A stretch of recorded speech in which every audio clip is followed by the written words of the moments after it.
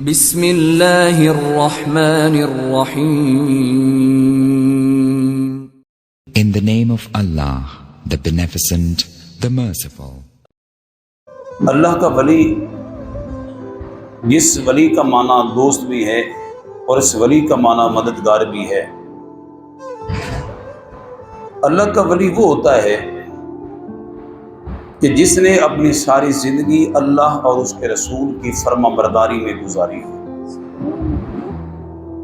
شریعت سے بالکل نہ ہٹا ہو، اور پھر اس بندے کو کریم اللہ وحدہ لا شریک اتنا کمال دیتا ہے کہ خود بھی اس کی تعریف کرتا ہے اور پوری دنیا کی توجہ کو اللہ اپنے ولی کی طرف پھیر دیتا ہے، اور دنیا کے اندر ہر شے پھر اس اللہ کے ولی کی تعریف بھی کرتی ہے اور اس سے محبت اور پیار بھی کرتے ہیں.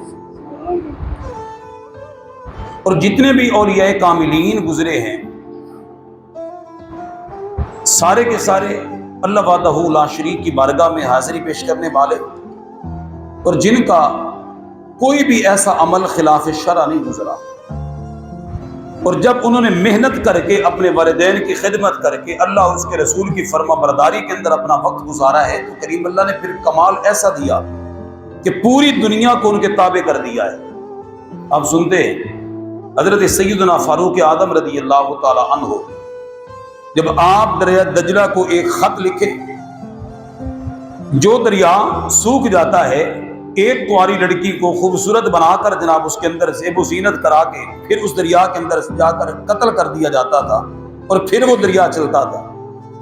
پھر حضرت سیدنا فاروق اعظم رضی اللہ تعالیٰ عنہ ایک رکا دریا کے نام کا لکھیں اور اس رکے کو جا کر دریا کے اندر، سوکھے دریا کے اندر ڈال دیں، اور وہ سوکھا دریا چلنے لگ جائے.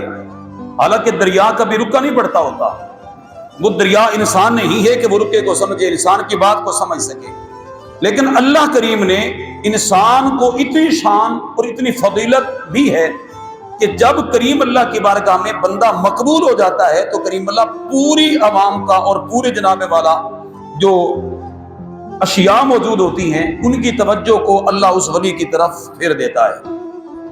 اور پھر رکے بھی حضرت سیدنا فاروق اعظم رضی اللہ تعالیٰ، بلکہ دریا بھی حضرت فاروق اعظم رضی اللہ تعالیٰ عنہ کے رکوں کو قبول فرما لیتے ہیں اور چلنا شروع کر دیتے ہیں. اس کے بعد کبھی بھی وہ دریا سوکھتے نہیں ہیں. اسی طریقے سے علامہ یوسف نبہانی رحمۃ اللہ تعالیٰ علیہ اپنی کتاب کے اندر نقل فرماتے ہیں، آپ فرماتے ہیں کہ ایک اللہ کا ولی جس کا نام ابو عبداللہ داؤدی رضی اللہ تعالیٰ عنہ تھا، فرماتے ہیں کہ ایک مرتبہ کچھ کپڑا لے کر جناب درزی کے پاس آ گئے. جب جا کر درزی کو وہ کپڑا پیش کیا تو آپ نے فرمایا، کپڑے کا ایک کنارہ کندھے پر رکھا اور ایک کنارہ درزی کو پکڑا دیا. آپ نے فرمایا یہ کپڑا لو اور کپڑا ناپ کر جتنے بھی یہاں پر لوگ بیٹھے ہیں سبھی کے کپڑے بنانے ہیں، اور جتنے کپڑے ان لوگوں کے بنیں گے، جتنا کپڑا آپ کو چاہیے ہوگا اتنا کپڑا آپ کاٹتے رہنا. حالانکہ علامہ یوسف نبہانی رحمۃ اللہ تعالی بہت بڑے محقق ترین آدمی ہیں. تو آپ نے جب یہ بات ارشاد فرمائی، آپ نے فرمایا کہ جب اللہ کے اس ولی نے کپڑے کا ایک کنارہ درزی کو پکڑا دیا اور ایک کنارہ اپنے کندھے پر رکھا، فرمایا یہ جتنا جتنا ناپ بنتا ہے جس آدمی کا، ایک ایک بندہ آتا چلا جائے اور آپ ناپ دے، جتنا کپڑا اس کا لگتا ہے وہ کاٹ کر جناب ان کو پہنچانا شروع کر دیں، ان کے کپڑے بنانا شروع کر دیے جائیں. تو حضرت ابو عبداللہ رحمۃ اللہ تعالی علیہ اب کپڑے کا ایک کنارہ اپنے کندھے پر لے کر کھڑے. کئی لوگ آئے اپنے ناپ دے کر چلے گئے، جتنے کپڑے کی ضرورت ہوتی تھی اتنا درزی کاٹ کر جناب یہ آپ کا ہے، یہ آپ کا ہے، یہ آپ کا ہے، یہ آپ کا. درزی دیکھ کر حیران. انہوں نے کہا یہ عجیب معاملہ ہے کہ اتنے بندے جن کی ناپ میں نے لے کر کپڑوں کو میں نے ان کے مطابق کاٹ دیا ہے، ابھی کپڑا ختم ہونے کا نام تک نہیں لیتا. حضرت صاحب کی خدمت میں عرض کرنے لگے، حضرت یہ کیا کیا ہے آپ نے کہ کپڑا بھی ختم ہونے کا نام نہیں لیتا؟ فرمایا اچھا ختم کرنا چاہتے ہو کپڑا؟ تو آپ نے اپنے کندھے سے اتار کر نیچے رکھ دیا، فرمایا دیکھ لو ختم ہو گیا. تو جیسے وہ کپڑے کا کنارہ کندھے سے نیچے اترا اور آپ نے اتار دیا، فرمایا کہ اب یہ لو یہ ختم ہو گیا کپڑا. انہوں نے کہا وجہ کیا تھی کہ آپ کے کندھے پر تھا تو پتہ نہیں کئی سوٹ ہم نے کاٹ لیے، کپڑا ختم ہونے کا نام نہیں لیتا تھا، آپ کے کندھے سے اترا تو فوری ختم ہو گیا. آپ نے فرمایا یہی تو بات ہے نا، عام بندے اور اللہ کے ولی میں یہی فرق ہے. یہی فرق ہے. اگر عام بندے کی نسبت کپڑے کے ساتھ ہوگی معاملہ کچھ اور ہے، جب کپڑے کی نسبت اللہ کے ولی کے ساتھ ہوگی تو فرمایا پھر ختم ہونے کا نام نہیں لیتا، بڑھتا چلا جاتا ہے. جی اللہ کے ولی کی کرامت یہی ہوتی ہے، یہی تو مقام ہے اللہ کے ولی کا. تفسیر روح البیان کے اندر علامہ اسماعیل حقی علیہ رحمت نے تو اس سے بھی کمال کر دیا، اس سے بھی بڑا کمال کر دیا. ایک چھوٹا سا بچہ جناب مٹی کے ساتھ کھیل رہا ہے، کبھی مٹی کو دیکھ کر ہنستا ہے، کبھی رو پڑتا ہے. تو ایک سمجھدار آدمی وہاں سے گزرا جناب. سمجھدار آدمی کون تھے؟ حضرت سیدنا مالک بن دینار رحمۃ اللہ تعالی علیہ. علامہ اسماعیل حقی علیہ رحمت تفسیر روح البیان کے اندر آپ فرماتے ہیں کہ جب مالک بن دینار نے اس بچے کو دیکھا، کبھی روتا ہے کبھی ہنستا ہے، آپ نے فرما دی بیٹا آپ رو بھی رہے ہو کبھی ہنس رہے ہو، اس کی وجہ کیا ہے؟ جب یہ پوچھا تو ابھی یہ سوال کرنا ذہن میں تھا تو فوری طور پر دل کے اندر خیال آیا کہ اس بچے کو پہلے سلام کر لیا جائے، میرے خیال ہے بعد میں سوالات کا آغاز کیا جائے. تو آپ سوچ رہے تھے، پھر ذہن کے اندر یہ خیال آیا چھوٹا سا بچہ مجھے پہچانتا نہیں، سلام نہ بھی کریں تو تب بھی گزارا ہو جائے گا. پھر آپ نے کہا نہیں، مسلمانوں کا طریقہ یہی ہوتا ہے کہ پہلے سلام کیا جاتا ہے، چاہے چھوٹا ہو یا بڑا ہو سلام کر دیا جاتا ہے. تو آپ نے اس کو کہا السلام علیکم یا سبیجو، اے اللہ کے پیارے بندے، اے بچے آپ پر رب کی رحمت ہو. جب آپ نے یہ جملہ ارشاد فرمایا تو چھوٹا سا بچہ ہو کر سلام کا جو جواب دیتا ہے وہ کہتے ہیں وعلیکم السلام ورحمۃ اللہ وبرکاتہ یا مالک بن دینار. یعنی مالک بن دینار کا نام بھی اور اس کے والد کا نام بھی بتا دیتے ہیں کہ اے مالک بن دینار آپ پر بھی اللہ کی رحمت ہو. مالک بن دینار حیران ہو گئے، میں نے تو یہ کہا تھا کہ یہ چھوٹا سا بچہ، اس کو کیا پتا، یہ بچہ تو میرا نام بھی اور میرے باپ کا نام بھی جانتا ہے. پھر بچے سے پوچھا کہ آپ مجھے یہ بتائیے کہ آپ مجھے کب سے پہچانتے ہیں؟ چھوٹا سا بچہ ہو کر یہ کہتا ہے کیا چاچا جی میں آج سے آپ کو نہیں جانتا، میں کب سے جانتا ہوں؟ فرمایا عالم ارواح کے اندر جب آپ کی روح بھی تھی اور میری روح بھی تھی، میں اس وقت سے آپ کو جانتا ہوں. بچہ چھوٹا ہے، عمر تھوڑی ہے، لیکن وہ چھوٹا سا بچہ ہو کر یہ کہتا ہے آج سے نہیں جانتا، عالم ارواح سے جانتا ہوں کہ عالم ارواح کے اندر آپ کی روح بھی موجود تھی اور میری روح بھی موجود تھی، میں تو اس وقت سے جانتا ہوں. فرمایا اچھا. تو اس وقت مالک بن دینار رحمۃ اللہ تعالی نے اب سوال کیا، فرمایا یہ بتاؤ آپ کبھی مٹی کے ساتھ کھیلتے ہو، روتے بھی ہو ہنستے بھی ہو، اس کی وجہ کیا ہے؟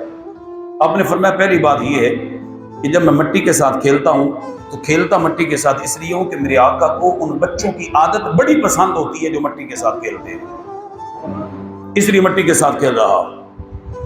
ہنستا یا اب پہلے روتا اس لیے ہوں. فرمایا جب میں جہنم کا ذکر سنتا ہوں یا سمجھتا ہوں یا غور و فکر کرتا ہوں کہ جہنم کا عذاب کتنا ہے، فرمایا اس جہنم کے عذاب کو دیکھ کر سن کر میں اتنا زیادہ پریشان ہو جاتا ہوں، رونا شروع کر دیتا ہوں کہ کریم اللہ اس جہنم کے عذاب سے مجھے بچا دے، عذاب بڑا سخت ہے. فرمایا پھر رونے کے بعد پھر ہنسنا بھی شروع کر دیتے ہو. اس وقت وہ بچہ ہو کر کہتا ہے چاچا جی آپ نے سوال کر لیا، چلو میں اس کے بھی جواب دے دیتا ہوں.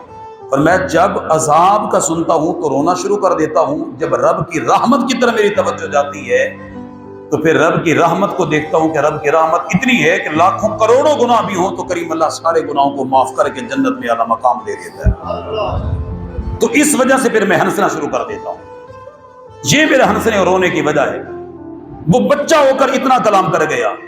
تو یہاں پر علامہ صاحب روح البیان علی رحمت نے آپ نے یہی فرمایا چھوٹا بچہ بھی ہو جب اللہ کا ولی ہوتا ہے تو کریم اللہ دنیا میں اس کو بٹھا کر پتہ نہیں کہاں تک اس کی نظر پہنچا دیتا ہے. تو یہ اللہ کے ولیوں کی باتیں ہیں. اور اللہ کے ولیوں نے ایسے نہیں کہ جناب ایک آدھی نماز پڑھ لی اور کڑے اپنے ہاتھوں کے اندر پہن لی اور اللہ کے ولی بن گئے، ہرگز نہیں. ان کی محنت ہے، وہ پوری رات رب کی بارگاہ میں حاضر ہو کر قیام کرتے ہیں، بڑے دیر کی خدمت کرتے ہیں. حضرت سیدنا ابراہیم خواص رحمۃ اللہ تعالی علیہ آپ کی ملاقات ہوئی حضرت سیدنا خضر علیہ السلام سے. وہ اللہ کے نبی ہیں خضر علیہ السلام. ابراہیم خواص اللہ کے ولی ہیں. جب ان سے ملاقات ہوئی تو آپ نے ان سے پوچھ لیا، آپ نے فرمایا خضر پاک مجھے یہ بتائیے کہ اب میں آپ سے ملاقات کر رہا ہوں، مجھے اتنا تو بتا دیجیے کہ میری ملاقات آپ سے ہوئی ہے اور آپ سے ملاقات ہونے کی وجہ کیا ہے؟ کس وجہ سے کریم اللہ نے میرا انتخاب کیا آپ کی ملاقات کے لیے؟ کیسے مجھے آپ کی ملاقات کا شرف نصیب ہوا؟ کس وجہ سے کریم اللہ نے یہ مقام مجھے بخشا ہے؟ تو حضرت خضر علیہ السلام آگے ارشاد فرماتے ہیں کہ اے ابراہیم خواص، آپ اپنی والدہ کے ساتھ بڑی خدمت، بڑا تعاون، بڑا نیکی، ان کے ساتھ نیک برتاؤ کرتے ہیں، اپنی والدہ کی خدمت کرتے ہیں، جس والدہ کی خدمت کی وجہ سے اللہ نے تجھے میرے ساتھ ملاقات کا شرف بخشا ہے۔ دیکھو، اللہ کا ولی ہو، اپنے والدین کے ساتھ اتنی محبت، اور پھر ان کو اگر شرف بخشا جاتا ہے تو وہ بھی والدین کی بعض اوقات دعاؤں اور خدمت کی وجہ سے بھی ہوتا ہے۔ تو کریم اللہ وحدہ لا شریک کی بارگاہ میں دعا ہے کہ کریم اللہ ہم سب کو عمل کی توفیق عطا فرمائے، آمین۔